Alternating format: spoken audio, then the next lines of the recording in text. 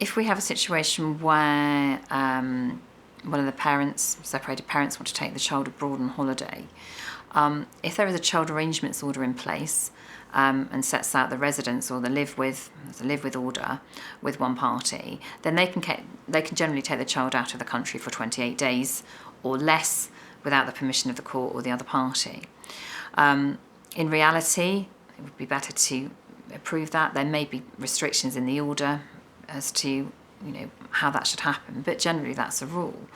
If there is no order, parents have just separated, child's living between two homes but not through a formal agreement, then they will need to seek the permission of the other party. Now, if the other party says, well, no, I don't want you taking my child to France for a holiday, then they will need to make an application to the court under Section 8 of the Children Act for a specific issue order to get the permission of the court to take the child on holiday.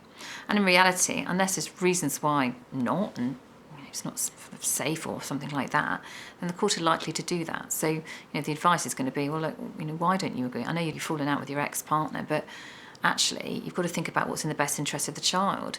Is it in the best interest of the child to have a nice holiday with the other parent when they're spending time with them the rest of the time? Well, probably yes. So it will depend on the circumstances, but yes, you will need agreement with the other party. And I would suggest, if you're going on holiday and they do agree, perhaps you have something in writing, because obviously when you get to border control, etc., you might have the child might have a different name to the party taking the child or something like that. Then you just want to make the whole process straightforward so that primarily the child can have a lovely holiday.